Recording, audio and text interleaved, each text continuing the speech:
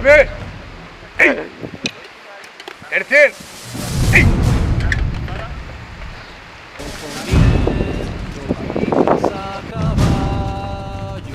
Enfrentando arcabuces a piqueros, con el alma unida por el mismo clero, que la sangre corra protegiendo el reino. Aspa de Borgoña, flameando al viento.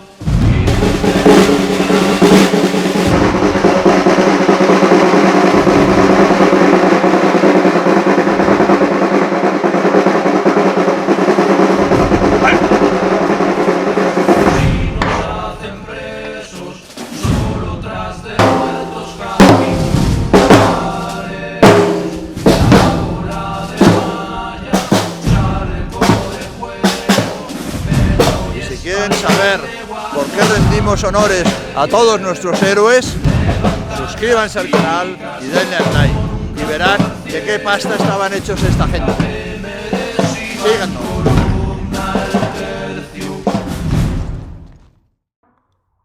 Hola amigos, nos vamos de nuevo al norte de Francia, o en otras palabras, al flanco sur del escenario de la Guerra de los 80 años.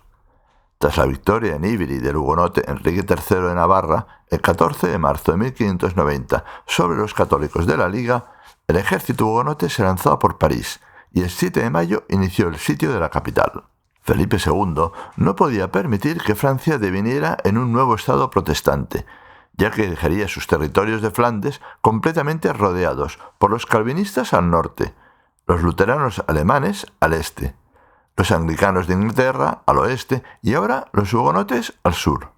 Por ello, envió a sus tropas en auxilio de los católicos franceses, pues desde Flandes se enviaron hacia París los tercios a las órdenes de Alejandro Farnesio, y desde España se envió un tercio bajo el mando de Juan del Águila en refuerzo de los católicos que defendían la Bretaña. La Bretaña, al noroeste de la actual Francia, había sido un importante ducado independiente hasta que por matrimonio de la duquesa Ana de Bretaña con Carlos VIII primero y su sucesor Luis XII después, y el matrimonio de su hija Claudia con el rey Francisco I, quedó unido a la corona de Francia. Era un territorio de población completamente católica. Por ello, cuando por cuestiones sucesorias al trono le correspondió al hugonote Enrique IV de Navarra, estalló el conflicto. Philippe Emmanuel, duque de Morquer, contrario a la nominación de un protestante como sucesor de la corona de Francia, se rebeló. Entre otras medidas, envió a su lugarteniente para reforzar la importante plaza de Craon, que en ese momento estaba gobernada por el capitán Pierre Le Cornu. Acabada exitosamente la primera campaña de apoyo a la Liga Católica en 1590, con Enrique IV derrotado y París liberada, Farnesio y el ejército español se retiraron a los territorios de Flandes. Volverían de nuevo el 14 de diciembre de 1591 y durante 1592, a base de intrépidas maniobras, tomaron varias poblaciones y sobre todo evitaron que Enrique IV de Navarra lograra capturar a Rouen. Podéis ver en este canal las dos expediciones de socorro a Francia por parte de Farnesio. En cuanto a los refuerzos de Bretaña, que es el tema de este capítulo, comentar que el Consejo de Guerra de Felipe II tuvo conocimiento el 6 de julio de 1590 de una carta enviada desde Nantes por Diego Maldonado, en que se comunicaba la solicitud de apoyo por parte del duque de Morquer y el ofrecimiento del puerto de Blavet, hoy por Luis, para alojar la armada y los refuerzos que se pudieran enviar. El rey ordenó, pues, el envío de una fuerza a la mayor brevedad posible y que, por no debilitar a otros tercios, se enviara a uno de los 3 tercios adscritos a la armada, comandado por el experimentado maestre de campo don Juan del Águila. El tercio, en el momento de su embarque, contaba con 15 compañías, por 123 oficiales y primeras planas, 1050 picas secas, 1465 arcabuceros, y 375 mosqueteros, con un total de 3.013 soldados, no los 7.000 que mencionan textos ingleses y franceses en Wikipedia y otras publicaciones. El tercio se concentró en La Coruña y desde el Ferrol, el 19 de septiembre de 1590, salió embarcado en una flota al mando de Sancho Pardo y que el 25 de octubre de 1590 llegaba, vapuleada por las tormentas, al puerto de Blavet. Lo primero que realizó Juan del Águila fue fortificar la ciudad y construir con sus soldados y los forzados a galeras de la flota un imponente fuerte artillado a la entrada del puerto, el Fuerte del Águila, con objeto de impedir que su base de operaciones, desde la que podía recibir refuerzos, reemplazos o reembarcar en caso de derrota, pudiera ser sorprendida y tomada por flotas hostiles. Mientras se construía el fuerte, la guerra se concentraba alrededor de París y Rouen, pero esto iba a cambiar. Frustrado por no poder tomar Rouen, el 8 de febrero de 1592, Enrique IV decidió tomar la ciudad de Craon, clave para la entrada y dominio de la Bretaña, y envió a sus primos, Henry de Borbón, duque de Montpensier, y a François de Borbón, príncipe de Conti, a tomarla. Se reunieron ambos en secreto en la villa de Laval, y desde allí planearon sus movimientos. En esa época, los hugonotes, además de Laval, dominaban solo las ciudades de Rennes, Château-Gontier, Vidré y alguna población menor. La siempre intrigante reina Isabel I les envió un contingente inglés de 1.200 hombres a las órdenes de Sir John Norris, que, tras desembarcar en el norte, se les unió para la ofensiva. Además, contaron con 800 mercenarios alemanes. No hay cifras reales sobre el número de hombres del ejército francés, pero sería muy raro que iniciaran una ofensiva con menos de 7.000 o 8.000 hombres. En cuanto al ejército de la Liga, era de aproximadamente 3.000 hombres de infantería, de escaso valor combativo, pero con una caballería de calidad, como siempre sucedía en Francia, muy alta, y a esto se le añadían otros 3.000 hombres de infantería, los del tercio de Juan del Águila, que aunque no muy bien equipados, eran una infantería veterana y temible.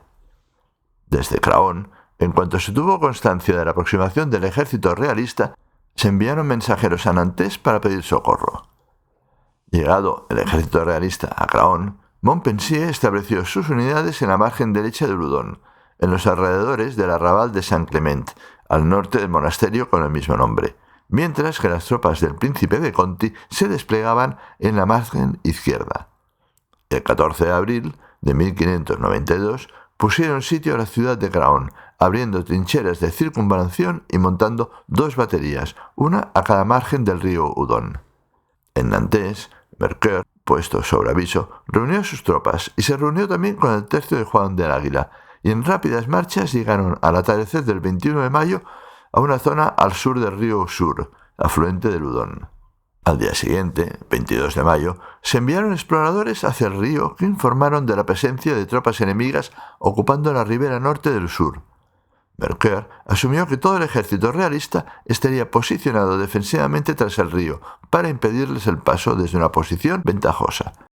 Así que se llevó a cabo una misa de campaña previa a la batalla que estaba por venir en el río Sur, y acabada la misa desplegó sus unidades en orden de combate y ordenó a su infantería más fiable, el tercio español del Águila, que cruzase el río con pasarelas y pontones a la altura de unos molinos de agua y que desalojase a las unidades enemigas que defendían el río. Cuando los españoles cruzaron el sur, mantuvieron escaramuzas con las fuerzas que lo defendían y rápidamente las hicieron retroceder. No las persiguieron por temor a emboscadas y contraataques por parte de un ejército que se consideraba estaba allí mismo desplegado. Se consolidó la cabeza de puente y todo el ejército católico cruzó sin ser molestado. El enemigo no estaba allí, pero ya había sido alertado. Mientras tanto, en el campo realista, la sorpresa de ver al ejército de socorro tan cerca y tan rápido provocó una gran conmoción, y tanto Montpensier como Conti, preocupados por ser cogidos entre 2 fuegos, el ejército de socorro y los defensores de Craon, decidieron ese mismo día, el 22 de mayo, que Montpensier pasara todas sus unidades a la margen izquierda del Udon, para volverse a desplegar y seguir con el asedio y con el flanco izquierdo protegido por el río. Al sur, Mercœur, Juan del Águila y sus oficiales, tras cruzar el Usur, la madrugada del 23 se ascendieron por la ribera norte y, sin hallar ningún tipo de oposición, llegaron a lo alto de la colina, desde donde ya se divisaba Craon, pero ni rastro del ejército realista. El 23 de mayo, al amanecer se ordenó avanzar en orden de batalla, y al acercarse ya al monasterio de Saint-Clement, se dieron cuenta de que todo el ejército realista estaba ya en la margen izquierda del Udon. Mientras se desplegaban las tropas católicas, se descubrieron los 2 puentes de madera por donde había cruzado el enemigo y que no habían sido destruidos. Merker reorganizó sus unidades y reposicionó su ejército 90 grados para encarar a los realistas que estaban formados al otro lado del Udon. Y de nuevo volvió a ordenar al tercio español atacar, cruzar y crear una cabeza de puente en la margen izquierda del río. Eran ya las 10 de la mañana cuando los españoles asaltaron los puentes y rechazaron a sus defensores, lo suficiente para que más españoles cruzaran y se desplegaran por la derecha. Los arcabuceros iban realizando descarga tras descarga y también se llegó al cuerpo a cuerpo, pero los españoles, veteranos de 1000 combates, fueron ganando terreno poco a poco y con cada metro de terreno más y más cruzaban y ampliaban la cabeza de puente. Los franceses seguían cediendo terreno y los españoles expandiéndose. Los combates se recrudecían y los franceses reculaban, y se creaba espacio ya para que la caballería de Merker se desplegara por el flanco izquierdo de los españoles.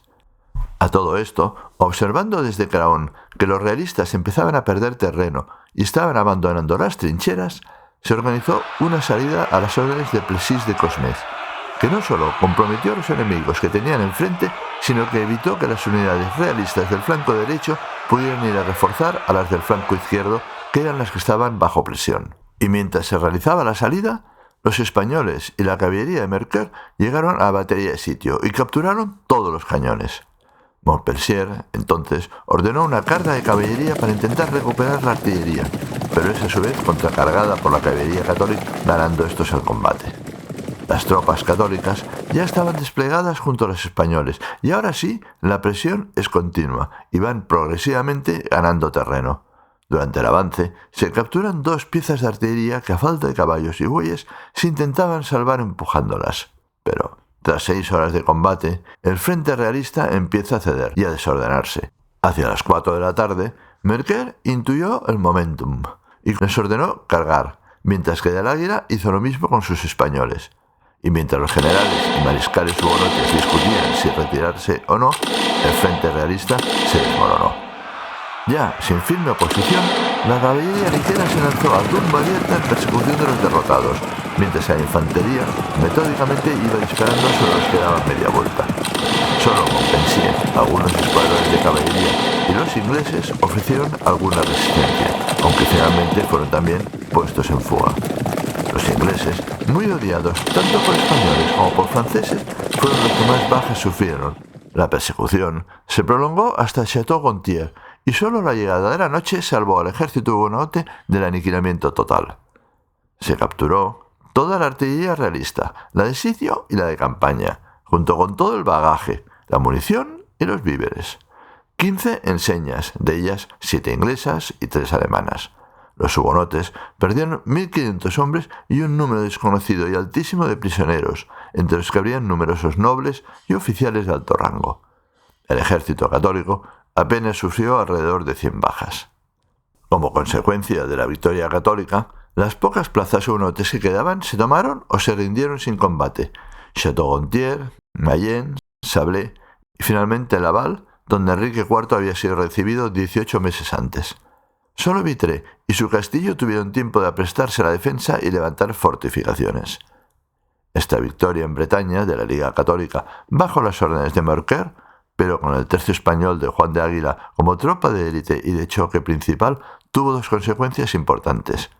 Una de ellas fue que se acrecentó la desconfianza de los católicos franceses a sus aliados españoles, que al ir tomando puntos claves, como fuerza de choque, empezaban a ser vistos más como tropas de ocupación que como aliados. Por otro, y mucho más importante, le dejó claro a Enrique IV de Navarra que por la fuerza de las armas no llegaría nunca a ser reconocido como rey de Francia, y que debería buscar otras vías, entre otras la de abjurar del protestantismo y convertirse al catolicismo, lo que hizo entre 1593 y 1594 para finalmente ser coronado como Enrique III de Francia. Para Craon aún hubo una última consecuencia más. Enrique III, ya como rey de Francia, resentido por la resistencia de la villa y la derrota, mandó arrasar sus murallas. Si este capítulo os ha gustado, no olvidéis suscribirse al canal, darle al like y activar la campanilla para ser notificados de los nuevos vídeos publicados. ¡Hasta luego, amigos!